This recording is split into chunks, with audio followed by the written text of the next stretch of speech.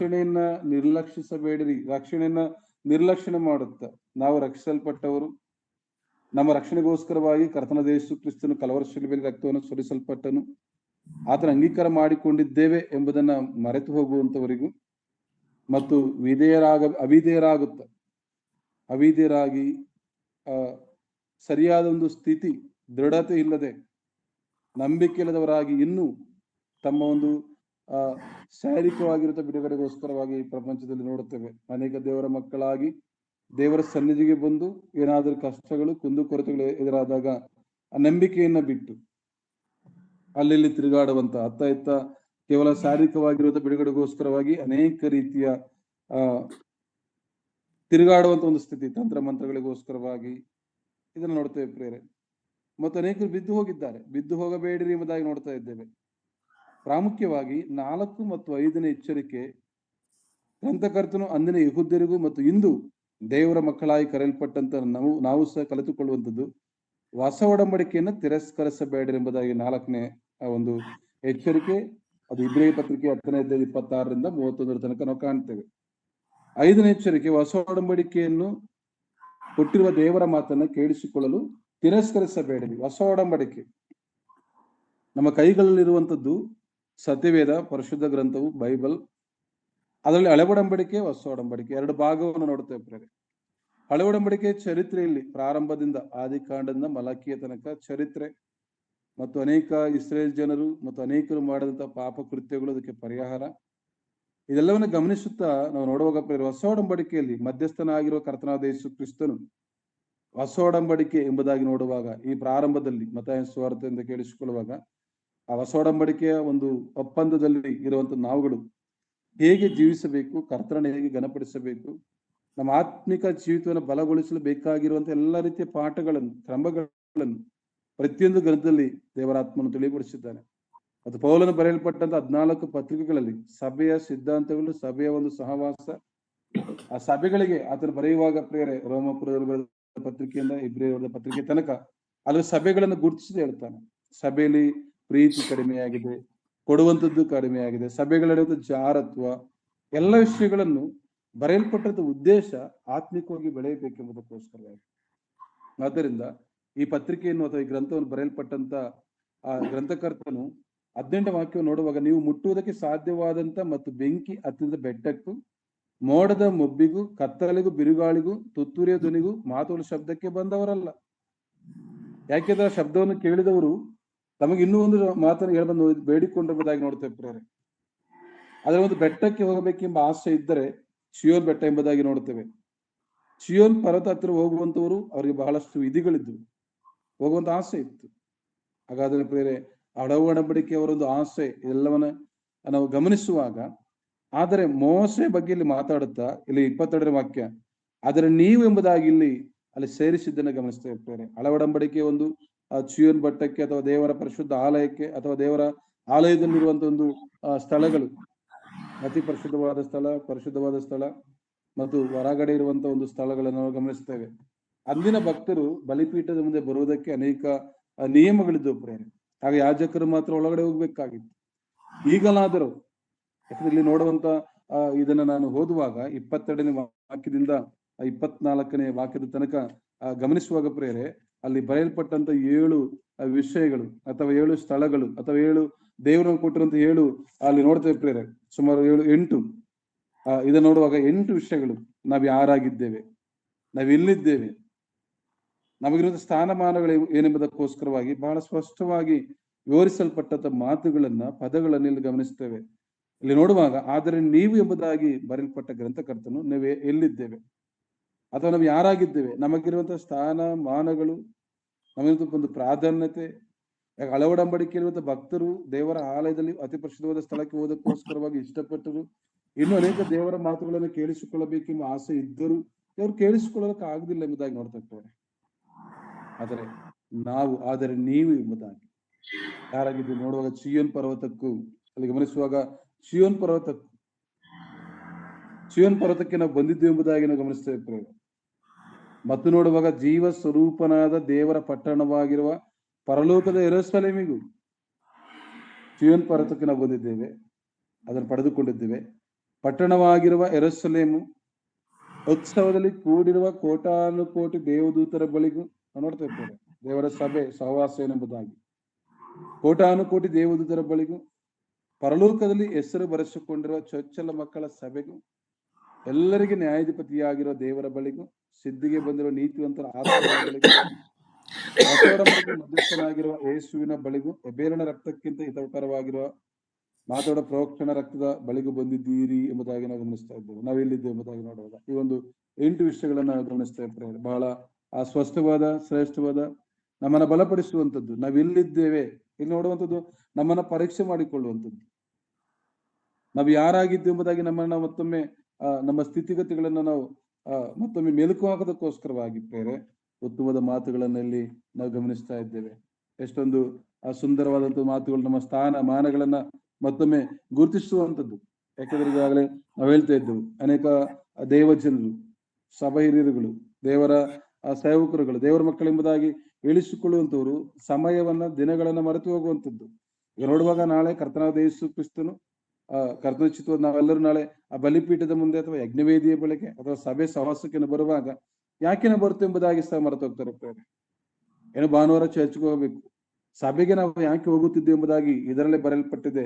ಯಾಕೆಂಬುದಾಗಿ ನೋಡುವಾಗ ಇಲ್ಲಿ 28ನೇ ವಾಕ್ಯದಲ್ಲಿ ನೋಡ್ತೇವೆ. ಆದ ಕಾರಣ ಯಾರು ಕದಲಿಸಲಾರದ ರಾಜ್ಯವನ್ನು ಹೊಂದುವರಾದ ನಾವು ಕೃತಜ್ಞತೆಯುಳ್ಳವರಾಗಿದ್ದು ಆತನಿಗೆ ಸಮರ್ಪಕವಾದ ಆರಾಧನೆಯನ್ನು ಭಕ್ತಿಯಿಂದಲೂ ಭಯದಿಂದಲೂ, ಕರ್ತನಾದ ಯೇಸು ಕ್ರಿಸ್ತನು ಸಭೆ ಕೊಟ್ಟ ಸಂಸ್ಕಾರ, ಸಭೆ ಕೊಟ್ಟ ಒಂದು ನಿಯಮಗಳನ್ನು ಅನುಸರಿಸೋದಕ್ಕೋಸ್ಕರವಾಗಿ ಸಭೆಗೆ ಬರುವಾಗ ಈ ಸ್ಥಾನಗಳನ್ನ ನಾವು ಮರೆತಿದ್ದೇವೆ. ಅನೇಕರು ಮರೆತಿರುತ್ತಾರೆ. ಮರೆತವರಾಗಿ ಹೇಳೋಕನುಸಾರವಾಗಿರುವಂತಹ ಪ್ರತಿನಿತ್ಯ ಮುಂಚಾನೆ ಇದ್ದಾಗ ನಾನು ಏನ್ ಮಾಡಬೇಕು? ಹಾಸಿಗೆಯಿಂದ ಇದ್ದಂತ ತಕ್ಷಣ ಯಾರ ಬಳಿಗೆ ನಾವು ಹೋಗ್ಬೇಕು?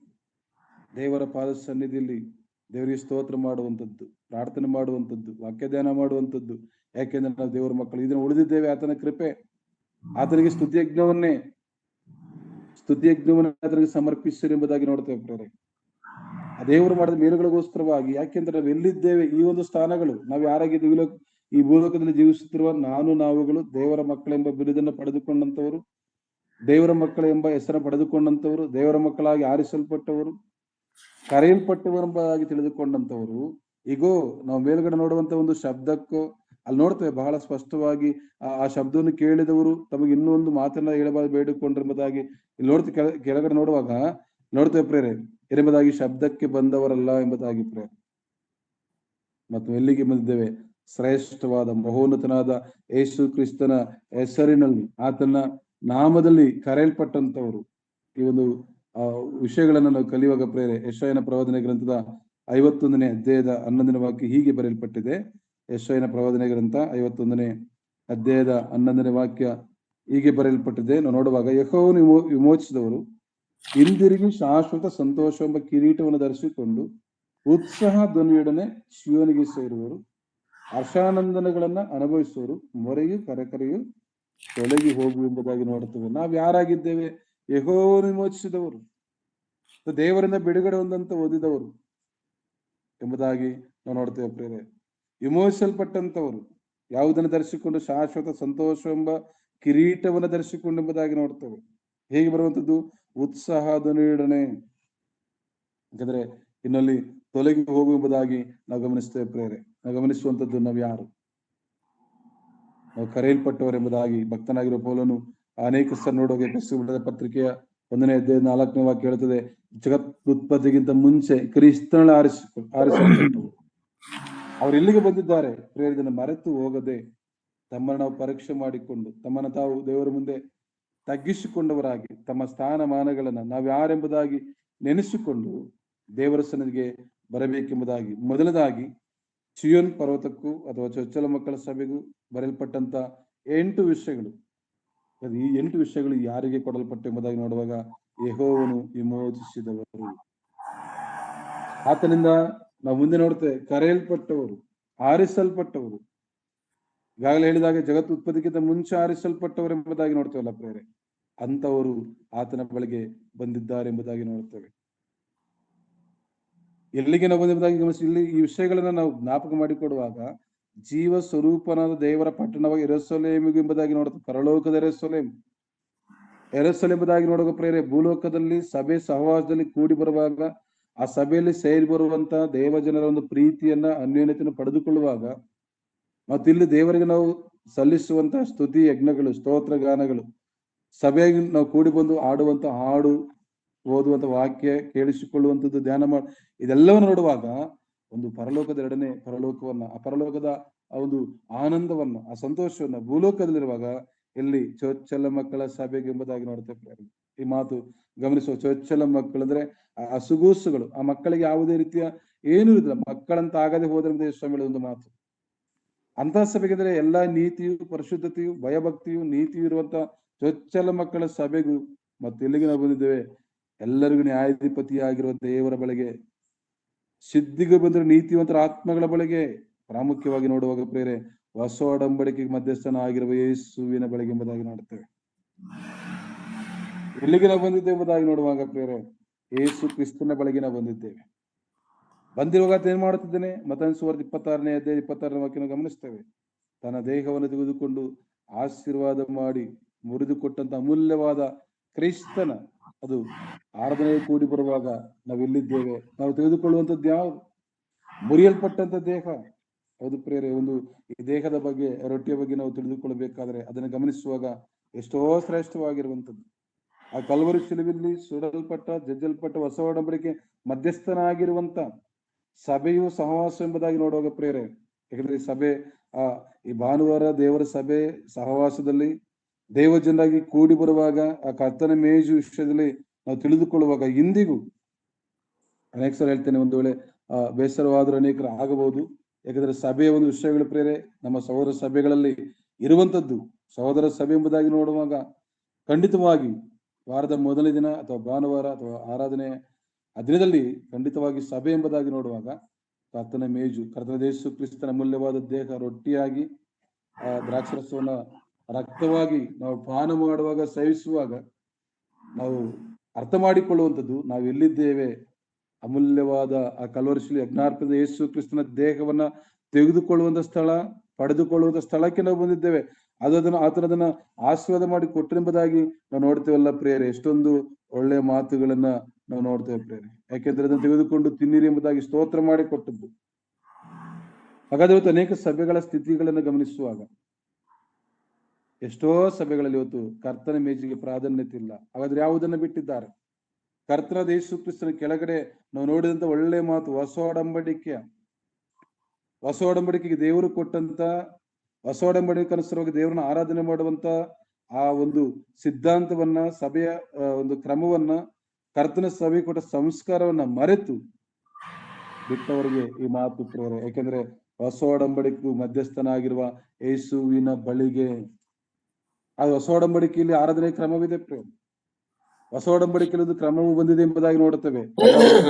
ನಾವು ಯಾರಾಗಿದ್ದೇವೆ? ಯೇಸುವಿನಿಂದ ಯೆಹೋವನಿಂದ ವಿಮೋಚಿಸಲ್ಪಟ್ಟವರು.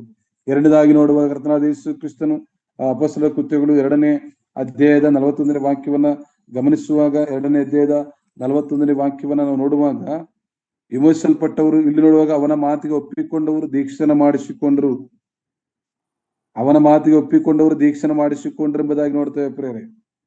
ಯಥಾರ್ಥವಾಗಿ ಹೃದಯಪೂರ್ವಕವಾಗಿ ರೋಮಪತ್ರಿಕೆಯ 10ನೇ ಅಧ್ಯಾಯ 9ನೇ ವಾಕ್ಯದ ಪ್ರಕಾರ ಅದೇನೆಂದ್ರೆ, ನೀನು ಯೇಸುವನ್ನೇ ಕರ್ತನೆಂದು ಬಾಯಿಂದ ಅರಿಕೆ ಮಾಡಿ ದೇವರು ಆತನ ಸತ್ತುಗಳನ್ನು ಎಬ್ಬಿಸಿದನೆಂದು ಹೃದಯದಿಂದ ನಂಬಿದರೆ ರಕ್ಷಣೆ ಆಗುವುದು ಎಂಬುದಾಗಿ ವಾಕ್ಯ ಪ್ರಕಾರವಾಗಿ ನಾವು ಆ ಯೇಸು ಕ್ರಿಸ್ತನು ರಕ್ಷಕನು ಒಡೆಯನು, ನನ್ನ ಪಾಪಕ್ಕಾಗಿ ಕಲ್ವರಿ ಶಿಲೆಯಲ್ಲಿ ಪ್ರಾಣ ಕೊಟ್ಟು ರಕ್ತವನ್ನು ಸುರಿಸಿದ್ದಾನೆ, ಆ ರಕ್ತದಲ್ಲಿ ನನ್ನ ಪಾಪಕ್ಕೆ ಪರಿಹಾರ ಉಂಟು, ಪರಿಹಾರವಾಗಿದೆ, ಬಿಡುಗಡೆ ಆಗಿದೆ ಎಂಬುದಾಗಿ ಸಂಪೂರ್ಣವಾಗಿ ಪಾಪಗಳನ್ನು ಒಪ್ಪಿಕೊಂಡು ಪಶ್ಚಾತ್ತಾಪಟ್ಟು ಪಾಪ ಪರಿಹಾರವನ್ನು ಹೊಂದಿ ದೇವಜನದಕ್ಕೋಸ್ಕರವಾಗಿ ಆ ಒಂದು ಶ್ರೇಷ್ಠವಾದ ವಾಕ್ಯಗಳನ್ನ ಕೇಳಿಸಿಕೊಂಡು ಅವುಗಳನ್ನ ಅಂಗೀಕರಿಸಿಕೊಂಡು ವಿಧೇಯರಾಗಿ ದೀಕ್ಷಾನ ಮಾಡಿಸಿಕೊಂಡವರು ಪ್ರೇದೇವ ಜನರು ನೋಡ್ತೇವೆ. ಏನೋ ದೀಕ್ಷಾನ ಮಾಡಿಸಿಕೊಂಡರು ಎಂಬುದಾಗಿ ನೋಡ್ತೇವೆ. ಆ ದಿವಸ ಸುಮಾರು 3,000 ಅವರು ನೋಡುವಾಗ 42ನೇ ವಾಕ್ಯ. ಯಾಕೆಂದ್ರೆ ಪ್ರೇರೆ ಹೊಸ ಒಡಂಬಡಿಕೆ ಮಧ್ಯಸ್ಥನಾಗಿರುವಂತ ಯೇಸು ಕ್ರಿಸ್ತನು ಸಭೆಗೆ ಕೊಟ್ಟಂತ ಒಂದು ಸಂಸ್ಕಾರ, ಅದನ್ನ ಅವಿಧರಾಗಿರುವಂತವ್ರು, ನಂಬಿಕೆಯಿಂದ ಅವಿಧರಾಗಿರುವಂತವ್ರು ಮತ್ತು ಆ ವಾಕ್ಯವನ್ನ ಕೇಳದೆ ತಿರಸ್ಕರಿಸಲ್ಪಟ್ಟಂತವರು ಹಿಂತಿರುಗಿ ಬರಬೇಕು. ದೇವರ ಸನ್ನಿಧಿಗೆ ಸಭೆಯಾಗಿ ಕೂಡಿಕೊಳ್ಳುವುದನ್ನ ಕೆಲವರು ರೂಢಿಯಾಗಿ ಬಿಟ್ಟಿರುವ ಪ್ರಕಾರ ಎಂಬುದಾಗಿ ಈ ಪತ್ರಿಕೆಯಲ್ಲಿ ನೋಡ್ತೇವಲ್ಲ ಪ್ರೇರೆ. ಹಾಗಾದ್ರೆ ಸಭೆಯ ಒಂದು ಕ್ರಮ, ಸಭೆಯ ಒಂದು ಸಿದ್ಧಾಂತಗಳು ಪ್ರತಿದಿನ ನಾವು ಸೇರಿ ಬರುತ್ತವೆ. ಅನೇಕ ಸಭೆಗಳಲ್ಲಿ ಪ್ರತಿದಿನವೂ ಸಭೆ ಕೂಡಿ ಬರ್ತಾರೆ. ಅದೇ ವಾರದ ಮೊದಲನೇ ದಿನದಲ್ಲಿ ಅಪೊಸ್ತಲ ಕೃತ್ಯಗಳು 25-7 ವಾಕ್ಯ ಬಹಳ ಅನೇಕ ಜನರೊಟ್ಟಿಗೆ ನಾನು ಅದನ್ನು ಮಾತನಾಡುವಾಗ ಎಷ್ಟೋ ಜನರು ಪ್ರೇರೆ, ಯಾಕಂದ್ರೆ ಎಷ್ಟೋ ಸಾರಿ ಸೇವೆ ನಿಮಿತ್ತವಾಗಿ ಅನೇಕ ಬೇರೆ ಬೇರೆ ಪಂಗಡದ ಅವರೊಟ್ಟಿಗೆ ಮಾತಾಡುವಾಗ ಕೇಳುವಂಥದ್ದು ಪ್ರತಿನಿತ್ಯ ಕೊಡ್ಬೋದು, ಇಲ್ಲ ಬೈಬಲ್ ಅಲ್ಲಿ ಬರೆಯಲ್ಪಟ್ಟಿದೆ. ಕನ್ನಡದಲ್ಲಿ ವಾರದ ಮೊದಲನೇ ದಿನ, ತೆಲುಗಲ್ಲಿ ನೋಡೋದಾದ್ರೆ ಆದಿವಾರನ ಪ್ರತಿ ವಾರ ಕರ್ತನ ಮೇಜು ಸಭೆಯಲ್ಲಿರಬೇಕು.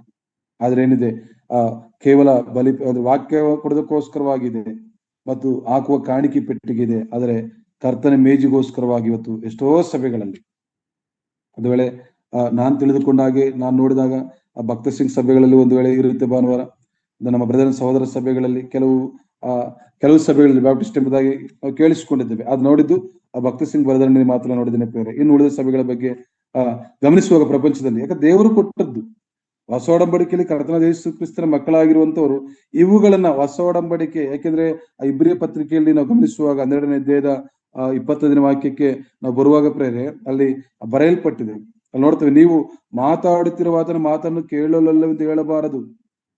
ಭೂಮಿಯ ಮೇಲೆ ದೈವೋಕ್ತಿಗಳನ್ನು ಆಡದನ್ನು ಕಿವಿಗೊಡ ಮನಸ್ಸಿಲ್ಲದೆ ಇದ್ದ ಇಸ್ರೇಲರು ದಂಡನೆಗೆ ತಪ್ಪಿಸಿಕೊಳ್ಳದಿದ್ದರೆ, ಪರಲೋಕದಿಂದ ಮಾತಾಡುವವರಿಗೆ ನಾವು ಕಿವಿಗೊಡ ಮನಸ್ಸಿಲ್ಲದೆ ತೊಲಗಿದರೆ ಹೇಗೆ ತಪ್ಪಿಸಿಕೊಂಡೆವು ಎಂಬುದಾಗಿ ನೋಡ್ತೇವೆ ಪ್ರೇರೆ. ಯಾಕೆಂದ್ರೆ ಈ ಮಾತುಗಳನ್ನ ಗಮನಿಸುವಾಗ ಪ್ರೇರೆ, ಆ ಮಾತುಗಳನ್ನ ಕೇಳಿಸಿಕೊಳ್ಳಬೇಕು. ಸಭೆಗೆ ಆತನು ಕೊಟ್ಟದ್ದು ಈ 5ನೆಯ ಎಚ್ಚರಿಕೆ ಏನಾಗಿದೆ ಎಂಬುದಾಗಿ ನೋಡುವಾಗ, ಹೊಸ ಒಡಂಬಡಿಕೆಯನ್ನು ಕೊಟ್ಟಿರುವ ದೇವರ ಮಾತನ್ನ ಕೇಳಿಸಿಕೊಳ್ಳಲು ತಿರಸ್ಕರಿಸಬೇಡ್ರಿ.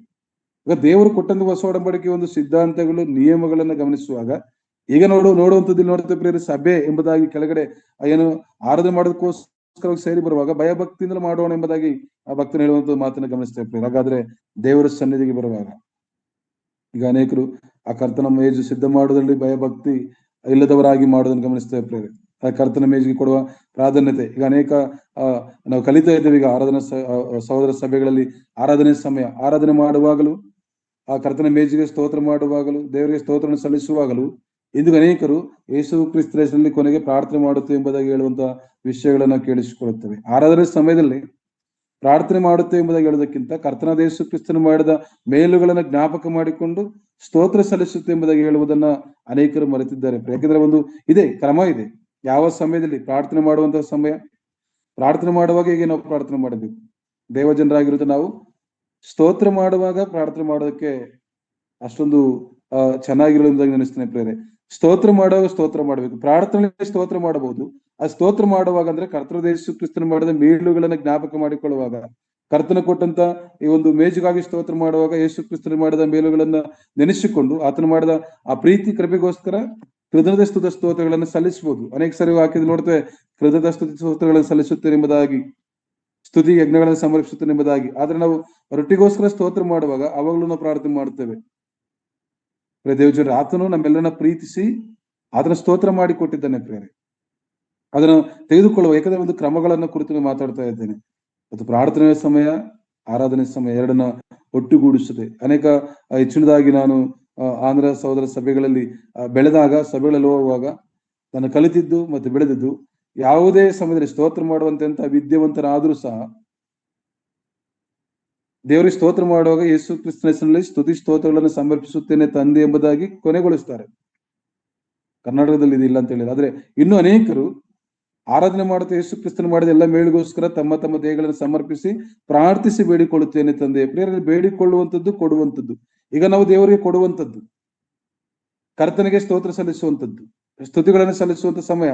ಅವಾಗ ಬೇಡಿಕೊಳ್ಳುವಂಥದ್ದಲ್ಲ ಪ್ರೇರೆ, ಸ್ತೋತ್ರ ಸಲ್ಲಿಸುವಂಥದ್ದು. ಕರ್ತನು ವ್ಯಕ್ತಿಗತವಾಗಿ, ಕುಟುಂಬವಾಗಿ, ಸಭೆಯಾಗಿ ಮಾಡಿದ ಎಲ್ಲ ಮೇಲುಗಳನ್ನ ಜ್ಞಾಪಕ ಮಾಡಿಕೊಂಡು, ಆತನು ಮಾಡಿದ ಎಲ್ಲ ಮೇಲುಗಳಿಗೋಸ್ಕರವಾಗಿ, ಇವಾಗಲೇ ಹೇಳ್ತಾ ಇದ್ದೆ, ಆತನು ಮಾಡಿದ ಮೇಲುಗಳಿಗೆ ದಾವೀದನು ಹೇಳುವಾಗ 1000 ಟಗರುಗಳನ್ನು ಬೇಕಾದ್ರೆ ಕೊಡಬಹುದು, ಆದರೆ ದೇವರು ನಿನ್ನಿಂದ ಬಯಸಿದ್ದು, ರೋಮಾಪುರದಲ್ಲಿ ಬರೆದ ಪತ್ರಿಕೆ 12ನೇ ಅಧ್ಯಾಯ 1-2 ವಾಕ್ಯದಲ್ಲಿ, ನಿಮ್ಮ ನಿಮ್ಮ ದೇಹಗಳನ್ನು ದೇವರಿಗೆ ಸಜೀವ ಯಜ್ಞವಾಗಿ ಸಮರ್ಪಿಸಿರಿ, ಇದೇ ವಿವೇಕ ಪೂರ್ವಕವಾದಂತ ಒಂದು ಆರಾಧನೆ. ಅದನ್ನು ಗಮನಿಸುವಾಗ ಪ್ರೇರಣೆ, ನಾವು ಎಲ್ಲಿಗೆ ಬಂದಿದ್ದೇವೆ, ಈಗ ನಾವು ಎಲ್ಲಿದ್ದೇವೆ? ಯಾಕಂದ್ರೆ ವಿಜ್ಞಾಪನೆ ಪ್ರಾರ್ಥನೆ ಇದೆ, ಸಭೆಯಲ್ಲಿ ಪ್ರಾರ್ಥನೆ ಕೂಟ, ಬೈಬಲ್ ಸ್ಟಡಿ ಎಲ್ಲ ಇದೆ ಪ್ರೇರಣೆ. ಆದ್ರೆ ಕರ್ತನ ಬಳಿಗಿನ ಬಂದಿರುವಾಗ, ದೇವರನ್ನ ಘನಪಡಿಸೋದಕ್ಕೋಸ್ಕರವಾಗಿ, ಆತನು ಕೊಟ್ಟ ಸಭೆಯ ಸಂಸ್ಕಾರದಲ್ಲಿ ಪಾಲ್ಗೊಳ್ಳೋದಕ್ಕೋಸ್ಕರವಾಗಿ ಬಂದಾಗ ಅಲ್ಲಿ ಸಹ ನಾವು ಯಾರೆಂಬುದಾಗಿ ಈ ಲಕ್ಷಣಗಳನ್ನು ಗುರುತಿಸಬೇಕು. ನಾವು ಎಲ್ಲಿದ್ದೇವೆ ಇವತ್ತು, ಈ ಕ್ಷಣದಲ್ಲಿ ನಾವು ಎಲ್ಲಿದ್ದೇವೆ, ನಾವು ಯಾರಾಗಿದ್ದೇವೆ? ದೇವರಿಂದ ವಿಮೋಚಿಸಲ್ಪಟ್ಟವರು, ಯೆಹೋವನು ವಿಮೋಚಿಸಲ್ಪಟ್ಟವರು ಎಂಬುದಾಗಿ ನೋಡ್ತಾ ಇದ್ದೇವೆ ಪ್ರಿಯರೇ. ಇನ್ನು ನಾವು ಯಾರಾಗಿದ್ದೇವೆ? ಕರ್ತನಾದ ಯೇಸು ಕ್ರಿಸ್ತನ ರಕ್ಷಕನಾಗಿ, ಒಡೆಯನಾಗಿ, ರಾಜ್ಯನಾಗಿ, ನಮ್ಮ ಪಾಪಕ್ಕಾಗಿ ಪಶ್ಚಾತ್ತಾಪಪಟ್ಟು ಅಂಗೀಕಾರ ಮಾಡಿಕೊಂಡು ದೇವರ ಮಕ್ಕಳಾಗಿದ್ದೇವೆ. ಮತ್ತು ಪ್ರಿಯರೇ, ಯಾಕೋಬನು ಹೇಳುವಂತ ಒಂದು ಒಳ್ಳೆಯ ಮಾತನ್ನು ನೆನಪಿಗೆ ತರ್ತೇನೆ. ಭಕ್ತನಾಗಿರೋ ಯಾಕೋಬನು ಬರೆದ ಪತ್ರಿಕೆ 1ನೇ ಅಧ್ಯಾಯದ 18ನೇ ವಾಕ್ಯ ಹೀಗೆ ಬರೆಯಲ್ಪಟ್ಟಿದೆ. ನೋಡ್ತೇವೆ ಪ್ರಿಯರೇ, ಆತನು ತನ್ನ ಸುಚಿತ್ರದ ಪ್ರಕಾರ ಸತ್ಯ ಬೋಧನೆ ವಾಕ್ಯದಿಂದ ನಮ್ಮನ್ನು ಹುಟ್ಟಿಸಲಾಗಿ ನಾವು ಆತನ ಸೃಷ್ಟಿಗಳಲ್ಲಿ ಪ್ರಥಮ ಫಲದಂತಾದ ಎಂಬುದಾಗಿ ನೋಡ್ತಾ ಇದ್ದೇವೆ. ಆತನ ಸೃಷ್ಟಿಗಳಲ್ಲಿ ಪ್ರಥಮ ಫಲ. ಈ ಒಂದು ವಾಕ್ಯ ನೋಡುವಾಗ ಎಷ್ಟೊಂದು ಸಂತೋಷವು. ಆತನ ಸೃಷ್ಟಿ ನಾವಾಗಿದ್ದೇವೆ. ಯೆಹೋವನಿಂದ ವಿಮೋಚಿಸಲ್ಪಟ್ಟವರು, ಆತನ ಸೃಷ್ಟಿ ನಾವಾಗಿದ್ದೇವೆ. ಮತ್ತು ಭಕ್ತನಾಗಿರೋ ಪೌಲನು ಇನ್ನೂ ನಾವು ಯಾರಾಗಿದ್ದೇವೆ ಎಂಬುದಾಗಿ ಒಳ್ಳೆಯ ಒಂದು ವಾಕ್ಯದೊಟ್ಟಿಗೆ ನಮ್ಮನ್ನ ಉತ್ತೇಜನ ಪಡಿಸುವಾಗ ರೋಮಾಪುರದ ಪತ್ರಿಕೆ 8ನೇ ಅಧ್ಯಾಯದ 29ನೇ ವಾಕ್ಯ ನಮಗೆ ಕಂಠಪಾಠವಾಗಿದೆ. ಇಲ್ಲಿ ನಾವು ಕಲಿಯುತ್ತಿರುವಂತದ್ದು, ನಾವೆಲ್ಲಿಗೆ ಬಂದಿದ್ದೇವೆ, ನಮ್ಮ ಸ್ಥಾನಮಾನಗಳೇನು, ನಾವು ಯಾರಾಗಿದ್ದೇವೆ, ಯಾಕೆ ನಾವು ಆ ಚೊಚ್ಚಲ ಸಭೆಗೂ ನೀತಿವಂತರ ಆತ್ಮಗಳ ಬಳಿಗೂ ಕರ್ತನ ಹೊಸ ಒಡಂಬಡಿಕೆ ಮಧ್ಯಸ್ಥನಾಗಿ ಯೇಸು ಕ್ರಿಸ್ತನ ಬಳಿಗೆ ಬರುವುದಕ್ಕೆ ಮೊದಲು ಯಾರಾಗಿದ್ದೆವು? ಯೆಹೋವನಿಂದ ವಿಮೋಚಿಸಲ್ಪಟ್ಟವರು. ಮತ್ತು ನಾವು ಯಾರಾಗಿದ್ದೇವೆ? ಯೇಸು ಕ್ರಿಸ್ತನ ತೊಳೆಯಲ್ಪಟ್ಟವರು ಮತ್ತು ಆತನ ಸೃಷ್ಟಿಯಲ್ಲಿ ಪ್ರಥಮ ಫಲ ಎಂಬುದಾಗಿ ನೋಡ್ತೇವೆ. ಇನ್ನು ಪೌಲನು ಹೇಳುವಂತ ಒಂದು ಮಾತು ಇಲ್ಲಿ ನೋಡುವಾಗ ಪ್ರಿಯರೇ, 29ನೇ ವಾಕ್ಯ 8-29 ರೋಮಪತ್ರಿಕೆ, ಯಾಕೆಂದರೆ ದೇವರು ತನ್ನ ಮಗನಿಗೆ ಅನೇಕ ಮಂದಿ ಸಹೋದರಿದ್ದು ಅವರಲ್ಲಿ ಆತನ ಹಿರಿಯನಾಗಬೇಕೆಂದು ಉದ್ದೇಶಿ ತಾನು ಯಾರನ್ನ ತನ್ನವರೆಂದು ಮೊದಲು ತಿಳ್ಕೊಂಡನೋ. ಹಾಗಾದ್ರೆ ದೇವರ ಒಂದು ಆಲೋಚನೆಯಿದ್ದಂಥವರು. ಮತ್ತು ನೋಡ್ತೇವೆ ಪ್ರಿಯರೇ, ಅವರನ್ನು ತನ್ನ ಮಗನ ಸಾರೂಪ್ಯಗಳು ಮೊದಲೇ ನೇಮಿಸಿದ ಯೆಹೋವನು ನೇಮಿಸಲ್ಪಟ್ಟಂತವರು. ಮತ್ತು ಯಾರನ್ನು ಮೊದಲು ನೇಮಿಸಿದನವರನ್ನ ಕರೆದವನು, ಕರೆಯಲ್ಪಟ್ಟಂತವರು. ಪ್ರಿಯರೇ, ಅವರನ್ನು ನೀತಿವಂತರೆಂದು ನಿರ್ಣಯಿಸಿದನು. ಯಾರನ್ನು ನೀತಿವಂತರೆಂದು ನಿರ್ಣಯಿಸಿದವರನ್ನು ಮಹಿಮಾ ಪದವಿಗೆ ಸೇರಿಸಿದನೆಂಬುದಾಗಿ ನಾವು ಗಮನಿಸ್ತೇವೆ ಪ್ರಿಯರೇ. ದೇವರಿಂದ ಕರೆಯಲ್ಪಟ್ಟವರು, ಆರಿಸಲ್ಪಟ್ಟವರು. ಯಾಕೆಂದ್ರೆ ಆ ದೇವರ ಸನ್ನಿಧಿಗೆ ಬರುವಂತವರಿಗೆ ಇರುವಂತಹ ಆಶೀರ್ವಾದಗಳು, ಅಥವಾ ಇಲ್ಲಿ ನೋಡುವಾಗ ಆ ಒಂದು ಇಬ್ರಿಯ ಪತ್ರಿಕೆಯಲ್ಲಿ ಸ್ಥಾನಮಾನಗಳು, ಈ ವಾಕ್ಯಗಳನ್ನ ಗಮನಿಸುವಾಗ ನಮಗೆ ಉತ್ತೇಜನ ಪಡೋದು, ನಾವು ಎಲ್ಲಿದ್ದೇವೆ. ದೇವಜನ ಈ ಲೋಕದಲ್ಲಿ ಒಳ್ಳೆಯ ರೀತಿ ಏನು ಇಲ್ಲದೆ ಹೋದರು ಪರಲೋಕ ಸಂಸ್ಥಾನಕ್ಕಾಗಿ ನಾವು ಕರೆಯಲ್ಪಟ್ಟಿದ್ದೇವೆ. ಪರಿಶುದ್ಧನಾದ ದೇವರ ಸನ್ನಿಧಿಗೆ ನೋಡುವಾಗ ಈ ಲೋಕದಲ್ಲಿ ನಾವು ಯಾರು ಇಲ್ಲದವರು ಎಂಬುದಾಗಿ, ನಮಗೆ ಯಾರು ಇಲ್ಲ ಎಂಬುದಾಗಿ, ನಮ್ಮನ್ನು ಪ್ರೀತಿಸುವಂತವರು, ನಮ್ಮನ್ನು ಸಂತೈಸುವಂತವರು ಯಾರು ಇಲ್ಲ ಎಂಬುದಾಗಿ ದುಃಖ ಪಡುವುದಾದರೆ, ಇಲ್ಲಿ ದೇವರ ವಾಕ್ಯ ಹೇಳ್ತದೆ, ನಮ್ಮ ಸುತ್ತಲೂ ಕೋಟ್ಯಾನು ಕೋಟಿ, ಇಲ್ಲಿ ಶ್ರೇಷ್ಠವಾದ ಒಂದು ಮಾತನ್ನ ನೋಡ್ತೇವೆ ಪ್ರೇರ್. ಇಲ್ಲಿ ಉತ್ಸವ ಸಂಘದಲ್ಲಿ ಕೂಡಿರೋ ಕೋಟ್ಯಾನು ಕೋಟಿ ದೇವದೂತರ ಬಳಗಿರೋ ಬಂದಿದ್ದೇವೆ. ಕೋಟ್ಯಾನು ಕೋಟಿ ಸಭೆಯ ಒಂದು ಪ್ರೀತಿ, ಸಭೆಯ ಒಂದು ಸಭೆಗೆ ಬರುವಾಗ, ಸಭೆಯಲ್ಲಿರುವಂತಹ ದೇವಜನರ ಆ ಪ್ರೀತಿಯನ್ನು ಪಡೆದುಕೊಳ್ಳುವಾಗ, ಸಭೆಯ ಸಹವಾಸದಲ್ಲಿ ಒಬ್ಬರನ್ನೊಬ್ರು ಪ್ರೀತಿಸುತ್ತಾ ಎಲ್ಲರ ಸಂಗಡ ಸಮಾಧಾನವಾಗಿದ್ದು ನಾವು ಪ್ರೇರ ಅಲ್ಲಿರುವಾಗ ಅಲ್ಲಿ ನೋಡ್ತೇವೆ, ಅಲ್ಲಿ ಕಾಣುವಂಥದ್ದು ದೇವದೂತರನ್ನ ಕಾಣ್ತೇವೆ ಪ್ರೇರ. ಕೋಟ್ಯಾನು ಸಭೆ ನೋಡುವಾಗ ಉತ್ಸವ ಸಂಘದಲ್ಲಿ ಕೂಡಿರುವ ಕೋಟ್ಯಾನು ಕೋಟಿ ದೇವದೂತರ ಬಳಿಗೂ ಎಷ್ಟೊಂದು ಶ್ರೇಷ್ಠವಾದಂತಹ ಒಂದು ಮಾತು. ಯಾಕೆಂದ್ರೆ ಹೇಳುವಂಥದ್ದು ಯಾರು ಇಲ್ಲ ಎಂಬುದಾಗಿ ನೆನೆಸುವಾಗ ಪ್ರೇರೆ, ನಾವಿದ್ದೇವೆ ಈ ಭೂಲೋಕದಲ್ಲಿ. ತನ್ನ ಸ್ವರ್ಗದಲ್ಲಿ ಸಂಪಾದಿಸಿಕೊಂಡ ಸಭೆ, ಆ ಸಭೆಯಲ್ಲಿ ದೇವರ ಮಕ್ಕಳಾಗಿರುವ ಸಹೋದರ ಸಹೋದರಿಯರ ಪ್ರೀತಿನ ಪಡೆದುಕೊಳ್ಳುತ್ತಿದ್ದೇವೆ. ಅಲ್ಲಿ ನಮ್ಮ ಸುತ್ತಲೂ ಕೋಟ್ಯಾನು ಕೋಟಿ ದೇವದೂತರು, ದೇವರು ನಮ್ಮನ್ನ ಕಾಯುವುದಕ್ಕೋಸ್ಕರವಾಗಿ. ಪ್ರಿಯ ದೇವ ಜನರೇ, ನಾವು ಗಮನಿಸುವಾಗ ನೋಡ್ತೇವೆ ಎಷ್ಟು ಎಷ್ಟು ಕೀರ್ತನೆ ಹೇಳುವಾಗ ನಮ್ಮ ಪಾಪಗಳು ತಲೆ ಕೂದಲಿಗಿಂತ ಮೀರಿವೆ ಎಂಬುದಾಗಿ. ಅದೇ ಕೀರ್ತನೆ ಹೇಳ್ತಾನೆ, ತಲೆ ಕೂದಲಿಗಿಂತ ಹೆಚ್ಚಾದಂತ ವೈರಿಗಳಿದ್ದಾರೆ ಎಂಬುದಾಗಿ. ಆಗ ತಲೆ ಕೂದಲಿಗಿಂತ ಹೆಚ್ಚಾದ ವೈರಿಗಳು ನಮ್ಮ ಸುತ್ತಲೂ ಆವರಿಸಿರುವಾಗ, ಆ ವೈರಿಗಳನ್ನ ಬಂಧಿಸಿ ನಮಗೆ ಜಯವನ್ನು ಕೊಡಲು, ನಮಗೆ ಸಂತೋಷವನ್ನು ಕೊಡಲು, ನಮಗೆ ಆನಂದವನ್ನು ಕೊಡೋದಕ್ಕೋಸ್ಕರವಾಗಿ ಕೋಟಾನು ಕೋಟಿ ದೂತರು ನಮ್ಮೊಟ್ಟಿಗೆ ಪ್ರೇರೆ ನಾವಲ್ಲಿದ್ದಾಗ, ಈ ಸ್ಥಾನಮಾನಗಳನ್ನ ನಾವು ಗುರುತಿಸಿದಾಗ, ಗಮನಿಸಿದಾಗ, ನಾನು ಯಾರೆಂಬುದಾಗಿ ಪಶ್ಚಾತ್ತಾಪಪಟ್ಟು ನಮ್ಮನ್ನು ಪರೀಕ್ಷೆ ಮಾಡಿಕೊಂಡು ದೇವರ ಸನ್ನಿಧಿ ನಮ್ಮನ್ನ ಸಂಸಿದ್ಧಪಡಿಸಿಕೊಳ್ಳುವಾಗ ಈ ಸಂತೋಷ ನಮ್ಮಲ್ಲಿ ಉಂಟಾಗುತ್ತದೆ ಪ್ರೇರೆ. ನಾವು ಯಾರೋ ಯೆಶಾಯನ ಅಂತ ಹೇಳ್ತದೆ, ಯೆಹೋವನಿಂದ ವಿಮೋಚಿಸಲ್ಪಟ್ಟವರು. ತಂದೆ ಕುಮಾರ ಪವಿತ್ರಾತ್ಮ ಹೆಸರಿನಲ್ಲಿ ದೇವರ ಮಕ್ಕಳಾಗೋದಕ್ಕೋಸ್ಕರ ಹೃದಯದಿಂದ ನಂಬಿ ಅಂಗೀಕರಿಸಲ್ಪಟ್ಟವರು, ದೇವರ ಮಕ್ಕಳೆಂಬ ಬಿರುದನ್ನು ಪಡೆದುಕೊಂಡಂತವರು.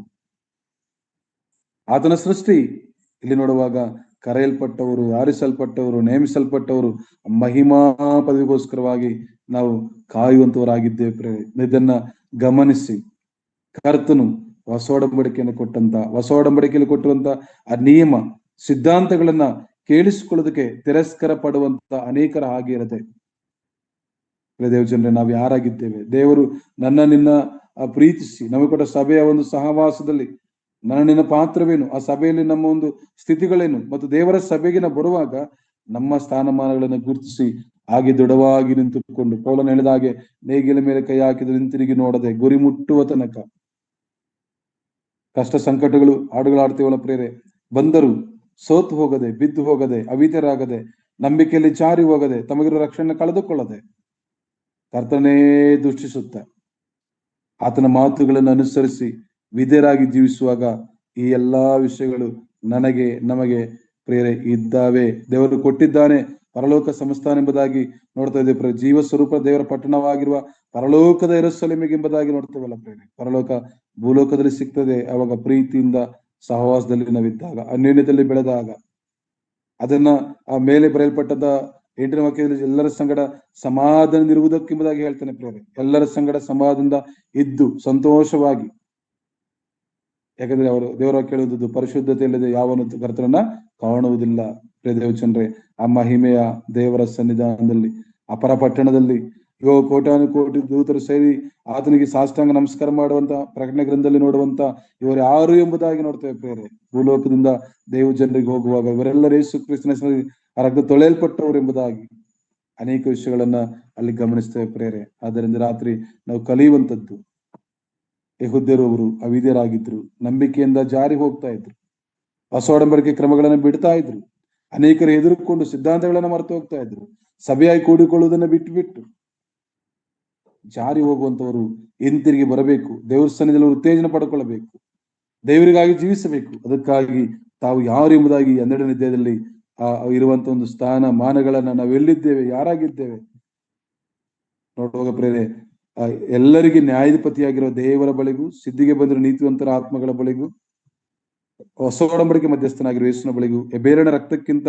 ಹಿತಕರವಾಗಿ ಮಾತಾಡುವ ಪ್ರೋಕ್ಷಣಕ್ಕೆ ಬಂದಿದ್ದೀರಿ ಎಂಬುದಾಗಿ ನೋಡ್ತೇವೆ. ಆದ್ದರಿಂದ ನೀವು ಮಾತಾಡುತ್ತಿರುವ ಆತನ ಮಾತನ್ನು ಕೇಳಲು ಎಂದು ಹೇಳಬಾರದು, ಆತನ ಮಾತಿಗೆ ವಿಧೇಯರಾಗಬೇಕೆಂಬುದಾಗಿ ನಾವು ಗಮನಿಸ್ತಾ ಇದ್ದೇವೆ. ಕೀರ್ತನೆ 50ನೇ ಕೀರ್ತನೆಯ 4-6ನೇ ವಾಕ್ಯವನ್ನು ನೋಡುವಾಗ, ಕೀರ್ತನೆ 50, 4 ಮತ್ತು 5, 6 ವಾಕ್ಯಗಳು ನೋಡ್ತೇವೆ. ಆತನು ತನ್ನ ಪ್ರಜೆಗಳ ನ್ಯಾಯ ವಿಚಾರಣೆಯಲ್ಲಿ ಭೂಮ್ಯಾಕಾಶಗಳನ್ನು ಸಾಕ್ಷಿ ನೇಮಿಸುತ್ತಾನೆ. ಇದು ನೋಡುವಾಗ, ನನ್ನೊಡನೆ ಯಜ್ಞದ ಮೂಲಕ ಒಡಂಬಡಿಕೆಯನ್ನು ಮಾಡಿಕೊಂಡ ನನ್ನ ಭಕ್ತರನ್ನು ನನ್ನ ಬಳಿ ಕರೆದುಕೊಂಡು ಬನ್ನಿರಿ ಎಂದು ಆಜ್ಞಾಪಿಸುತ್ತಾನೆ. ದೇವರ ತಾನೇ ನ್ಯಾಯಾಧಿಪತಿ, ಆತನು ನೀತಿ ಸ್ವರೂಪನೆಂದು ಆಕಾಶ ಮಂಡಲವು ಘೋಷಿಸುತ್ತದೆ ಎಂಬುದಾಗಿ ನೋಡ್ತೇವೆ. ಒಡಂಬಡಿಕೆಯನ್ನು ಮಾಡಿಕೊಂಡ ಭಕ್ತರು ಎಲ್ಲಿಗೆ ಬರಬೇಕೆಂಬುದಾಗಿ, ನನ್ನ ಬಳಿ ಕರೆದುಕೊಂಡು ಬನ್ನಿರಿ. ಬೇರೆ ನಾವು ದೇವರ ಸನ್ನಿಧಿಗೆ ಹೋಗ್ಬೇಕಾಗಿದೆ, ನಮ್ಮ ಕುಟುಂಬವನ್ನು ಕರೆದುಕೊಂಡು ಹೋಗ್ಬೇಕು. ಅನೇಕರನ್ನ ಇಲ್ಲಿ ನೋಡ್ತೇವೆ ಪ್ರೇರೆ, ನನ್ನೊಡನೆ ಯಜ್ಞದ ಮೂಲಕ ಒಡಂಬಡಿಕೆಯನ್ನು ಮಾಡಿಕೊಂಡ ನನ್ನ ಭಕ್ತರನ್ನು ಎಂಬುದಾಗಿ.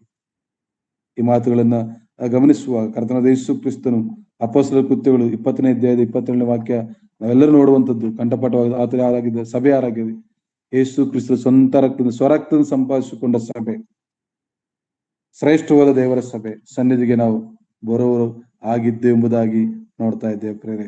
ಆದ್ದರಿಂದ ಕರ್ತನಾದ ಯೇಸು ಕ್ರಿಸ್ತನು ನಮ್ಮನ್ನ ದೇವರ ಸನ್ನಿಧಾನಕ್ಕೆ, ಪರಲೋಕ ಪಟ್ಟಣಕ್ಕೆ, ನ್ಯಾಯಾಧಿಪತಿಯಾದ ದೇವರ ಮುಂದೆ ಮತ್ತು ಕೋಟಾನುಕೋಟಿ ದೇವದೂತರ ಬಳಿಗೆ ಸೇರಿಸೋದಕ್ಕೋಸ್ಕರವಾಗಿ ಆತನು ನಮಗೋಸ್ಕರ ಭೂಲೋಕಕ್ಕೆ ಬಂದು ಅನೇಕ ಅದ್ಭುತಗಳನ್ನು ಮಾಡಿ ನಮ್ಮೆಲ್ಲರ ಪಾಪ ನಿವಾರಣೆಗಾಗಿ ಒಂದೇ ಸಾರಿ ಕಲ್ವರಿ ಶಿಲುಬೆಯಲ್ಲಿ ಜಜ್ಜಲ್ಪಟ್ಟು 9ನೇ ಅಧ್ಯಾಯದ 15ನೇ ವಾಕ್ಯ ಹೇಳಿದ ಪ್ರಕಾರ ದೇವರ ಈ ಸಮಯದಲ್ಲಿ ಸನ್ನಿಧಾನದಲ್ಲಿ ಪ್ರಾರ್ಥನೆ ಮಾಡ್ತೇನಪ್ಪ. ಬೇಕಾದಂತ ಒಂದೇ ಸಾರಿ ದೇವರ ಪ್ರವೇಶ ಎಂಬುದಾಗಿ ನೋಡ್ತೇವೆ. ಆದ್ದರಿಂದ ಯೇಸು ಕ್ರಿಸ್ತನ ಮುಖಾಂತರ ನಾವು ಆ ದೇವರ ಸನ್ನಿಧಿ ಸವಾಸಕ್ಕೆ ಬಂದಿದ್ದೇವೆ. ಆದ್ದರಿಂದ 14ನೇ ವಾಕ್ಯ ಹೇಳ್ತದೆ, ನಿತ್ಯಾತ್ಮನು ತನ್ನನ್ನು ತಾನೇ ನಿರ್ದೋಷಿಯನ್ನಾಗಿ ದೇವರಿಗೆ ಸಮರ್ಪಿಸಿಕೊಂಡ ಕ್ರಿಸ್ತನ ರಕ್ತ ಎಷ್ಟೋಚಾಗಿ ನಮ್ಮನ್ನು ನಿರ್ಜೀವ ಕರ್ಮಗಳನ್ನು ಬಿಡಿಸಿ ನಾವು ಜೀವಳ ದೇವರನ್ನ ಆರಾಧಿಸುವರಾಗುವಂತೆ ನಮ್ಮ ಮನಸ್ಸನ್ನು ಶುದ್ಧೀಕರಿಸುವುದಿಲ್ಲದೆ ಎಂಬುದಾಗಿ ಈ ವಾಕ್ಯಗಳನ್ನ ನೋಡ್ತೇವೆ ಪ್ರೇರೆ. ಆದ್ದರಿಂದ ಸಭೆಯಾಗಿ ಕೂಡಿಕೊಳ್ಳುವುದನ್ನು ರೂಢಿಯಾಗಿ ಬಿಟ್ಟಂತವರು ಮತ್ತು ತಾವ್ಯಾರಾಗಿದ್ದು ಎಂಬುದಾಗಿ ಮರೆತು ಪ್ರತಿನಿತ್ಯವೂ ಅನೇಕ ಸಾರಿ ಬೆಳಿಗ್ಗೆ ಎದ್ದು ಬಿಟ್ಟು ಹಾಸಿಗೆಂದಿದ್ದು ಹಾಗೆ ಹೋಗ್ತಾ ಇರ್ತಾರೆ ಪ್ರೇರೆ. ಎದ್ದ ತಕ್ಷಣ ರಾತ್ರಿ ದೇವರ ನಮ್ಮನ್ನ ಕಾಪಾಡಿದ್ದಾನೆ, ಮತ್ತೊಂದು ದಿನವನ್ನು ಕೊಟ್ಟಿದ್ದಾನೆ. ಕೇವಲ ಜನವರಿ 1ಗೋಸ್ಕರವಾಗಿ ಹೊಸ ವರ್ಷ ಸಿಕ್ತು ಇಲ್ಲ ಪ್ರೇರೆ, ಪ್ರತಿದಿನ ಹೊಸ ದಿನವೇ. ಯಾಕಂದ್ರೆ ಇವತ್ತು ನಾವು ಮಲಗಿ ನಾಳೆ ನೋಡುವಾಗ ಅದು ಹೊಸ ದಿನ, ಹೊಸ ಸೃಷ್ಟಿ, ದೇವರಿಗೆ ಸ್ತೋತ್ರವನ್ನು ಸಲ್ಲಿಸುತ್ತಾ ಆ ದಿನಕ್ಕೆ ಬೇಕಾಗಿರುವುದಕ್ಕೋಸ್ಕರವಾಗಿ ದೇವರ ಮುಂದೆ ನಮ್ಮನ್ನು ಒಪ್ಪಿಸಿಕೊಟ್ಟು ಪ್ರತಿನಿತ್ಯವೂ ನಮ್ಮ ಸ್ಥಿತಿಯನ್ನ ನಾವು ಯಾರಾಗಿದ್ದೇವೆ, ನಮ್ಮನ್ನು ಯಾರು ಭೂಲೋಕ ಕಳಿಸಿಕೊಟ್ಟಿದ್ದಾರೆ, ಇವತ್ತು ದೇವರ ಮಕ್ಕಳಾಗಿದ್ದೇವೆ, ಆತ ನಮ್ಮನ್ನು ವಿಮೋಚಿಸಿದ್ದಾನೆ, ಜಗತ್ಪುನಃ ಆಗೋದಕ್ಕಿಂತ ಮುಂಚೆ ಕರೆದಿದ್ದಾನೆ, ನೇಮಿಸಿಕೊಂಡಿದ್ದಾನೆ, ಆರಿಸಿಕೊಂಡಿದ್ದಾನೆ, ಆತನ ಮಕ್ಕಳಾಗಿದ್ದೇವೆ. ಆದ ಕಾರಣ ಪ್ರಿಯರೇ, ಈ ಸ್ಥಿತಿ, ಈ ಸ್ಥಾನಮಾನಗಳನ್ನ ನಾವು ಗುರುತಿಟ್ಟುಕೊಂಡು ಸಭೆಯಲ್ಲಿ ಒಂದು ವೇಳೆ ಸಭಾ ಹಿರಿಯರಾಗಿ, ಸಭಾ ಸುವಾರ್ಥಿಕರಾಗಿ, ದೇವರ ಮಕ್ಕಳಾಗಿ ಇರುವಾಗ ನಮ್ಮ ಸ್ಥಿತಿ ಗತಿ, ನಮ್ಮ ಸ್ಥಾನಮಾನಗಳಿಗೆ ತಕ್ಕಂತೆ ಭೂಯಾತ್ರೆ ಮುಗಿದ ತನಕ ನಂಬಿಗಸ್ತರಾಗಿ, ಪರಿಶುದ್ಧರಾಗಿ, ನೀತಿವಂತರಾಗಿ ಜೀವಿಸುತ್ತಾ ಆ ಕರ್ತನ ನಾಮವನ್ನ ಮಹಿಮೆಪಡಿಸಬೇಕು. ಯಾವುದೇ ಕಾರಣಕ್ಕೂ ಇಲ್ಲಿ ನೋಡ್ತೇವೆ, ಅನೇಕ ಉದಾಹರಣೆಗಳನ್ನ ಇಲ್ಲಿ ಕೊಟ್ಟಿದ್ದಾನೆ ಪ್ರೇರೆ. ಇಬ್ರಿಯ ಪತ್ರಿಕೆಯನ್ನ ಬರೆಯಲ್ಪಟ್ಟಂತ ಗ್ರಂಥಕರ್ತನು ಕಳೆದ ಸಾರಿ ವಾಕ್ಯವನ್ನು ಗಮನಿಸುವಾಗ ಒಂದು ಚೊಚ್ಚಲು ಅಥವಾ ಊಟಕ್ಕೋಸ್ಕರವಾಗಿ, ಹಸಿವನ್ನ ತೀರಿಸಿಕೊಳ್ಳೋದಕ್ಕೋಸ್ಕರವಾಗಿ ಏಸಾವನೆಂಬುದಾಗಿ ಅಲ್ಲಿ ನಾವು ಗಮನಿಸ್ತೇವೆ ಪ್ರೇರೆ. ಅಲ್ಲಿ ನೋಡ್ತೇವೆ ಪ್ರೇರೆ. ಯಾಕೆಂದ್ರೆ ಪರಿಶುದ್ಧತೆಯಲ್ಲಿ ಅವನು ಕರ್ತನ ಕಾಣುವುದಿಲ್ಲ ಎಂಬುದಾಗಿ ಹೇಳುತ್ತೆ. ಯಾವ ಚಾರನಾಗಲಿ, ಏಸಾವನದ ಪ್ರಾಪಂಚಿಕನಾಗಲಿ ನಿಮ್ಮಲ್ಲ ಇರದಂತೆ ಜಾಗ್ರತೆಯಿಂದ ನೋಡಿಕೊಳ್ಳ್ರಿ. ಆ ಏಸಾವನ ಒಂದೇ ಒಂದು ಊಟಕ್ಕೋಸ್ಕರ ತನ್ನ ಚೊಚ್ಚಲತನದ ಹಕ್ಕನ್ನ ಕೊಟ್ಟು ಬಿಟ್ಟನೆಂಬುದಾಗಿ ನೋಡ್ತೇವೆ ಪ್ರೇರೆ. ನಮಗೆ ಹಕ್ಕಿದೆ ಪ್ರೇರೆ. ಯಾವ ಹಕ್ಕಿದೆ? ಶ್ರೇಷ್ಠವಾಗಿರುವಂತ ಇಲ್ಲಿ ಗಮನಿಸುವ 8 ವಿಷಯಗಳು. ಇಲ್ಲಿ ಶಿಯೋನ್ ಪರ್ವತಕ್ಕೆ ಬರುವಂತ ಹಕ್ಕು ನಮಗಿದೆ. ಜೀವ ಸ್ವರೂಪನಾದ ದೇವರ ಪಟ್ಟಣವಾಗಿರುವ ಪರಲೋಕದ ಯೆರೂಸಲೇಮಿನಲ್ಲಿ ಪ್ರವೇಶ ಮಾಡುವಂತ ಹಕ್ಕನ್ನು ಪಡೆದುಕೊಂಡಿದ್ದೇವೆ ಯೇಸು ಕ್ರಿಸ್ತನ ಕೃಪೆಯಿಂದ, ಕಲ್ವರಿ ಶಿಲುಬೆಯ ರಕ್ತದಿಂದ. ನಾವು ನೋಡುವಾಗ ಈ 8 ವಿಷಯಗಳು ಈ ಹಕ್ಕನ್ನ ಪ್ರೇರೆ ಕೇವಲ ಅಲ್ಪವಾಗಿರುವಂತ, ಯಾಕೆಂದ್ರೆ ಇಲ್ಲಿ ಏಸವನನ್ನು ಹೇಳುತ್ತಾ ಒಳ್ಳೆಯ ಉದಾಹರಣೆಯನ್ನು ಕೊಟ್ಟಂತದ್ದು ನಾವು ಗಮನಿಸ್ತೇವೆ ಪ್ರೇರೆ. ಏನೆಂಬುದಾಗಿ ನೋಡುವಾಗ ಅಲ್ಲಿ ನೋಡ್ತೇವೆ, ಒಂದೇ ಒಂದು ಊಟಕ್ಕೋಸ್ಕರವಾಗಿ. ಹಾಗಾದ್ರೆ ಪ್ರೇರೆ ಆ ವಿಷಯಗಳು ಬಹಳಷ್ಟುಂಟು. ಇಲ್ಲಿ ನೋಡುವಾಗ ಆ ಗ್ರಂಥಕರು ಹೇಳಿದ್ದು ಒಂದೇ ಒಂದು ಊಟಕ್ಕೋಸ್ಕರವಾಗಿ, ಅಂದ್ರೆ ಶಾರೀರಿಕವಾಗಿರುವಂತ ಯಾವುದೋ ಆಸೆ ಆಕಾಂಕ್ಷೆಗಳಿಗೋಸ್ಕರವಾಗಿ, ಪ್ರಾಪಂಚಿಕವಾಗಿರುವಂತ ಅನೇಕರು ಕೊಡುವಂತ ಆಮಿಷಗಳಿಗೋಸ್ಕರವಾಗಿ ಇವತ್ತು ಅನೇಕರು ಕರ್ತನ ಒಂದು ಸನ್ನಿಧಾನದಲ್ಲಿ ಆರಾಧನೆ ದಿನ ಸಭೆ ಬಗ್ಗೆ ಹೇಳ್ತಿದ್ದೇನೆ, ಸಭೆ ಆದರೆ ವಾರದ ಮೊದಲ ಸಭೆಯಾಗಿ ನಾವು ಕೂಡಿ ಬರುವಾಗ ಆ ಸಭೆಯಲ್ಲಿ ಇರಬೇಕಾಗಿರುವಂತದ್ದು ಕರ್ತನ ಮೇಜ್. ಕರ್ತ ಯೇಸು ಕ್ರಿಸ್ತನ ಕಲ್ವರಿ ಶಿಲುಬೆಯಲ್ಲಿ ಜಜ್ಜಲ್ಪಟ್ಟಂತ ಇದು ನನ್ನ ದೇಹ, ತೆಗೆದುಕೊಂಡು ತಿನ್ನಿರೆಂಬುದಾಗಿ. ಪ್ರಿಯದೇವ ಜನರೇ, ಅನೇಕರು ಇವತ್ತು ನಾನು ಹೇಳಿದಂಥದ್ದು ಒಂದೇ ಒಂದು ಊಟಕ್ಕೋಸ್ಕರ ಎಂಬುದಾಗಿ ನೋಡುವಾಗ ಅನೇಕ ಸಂಸ್ಥೆಗಳು, ಅನೇಕರು ಹೇಳುವಂತ ನಾವು ನೋಡ್ತೇವೆ.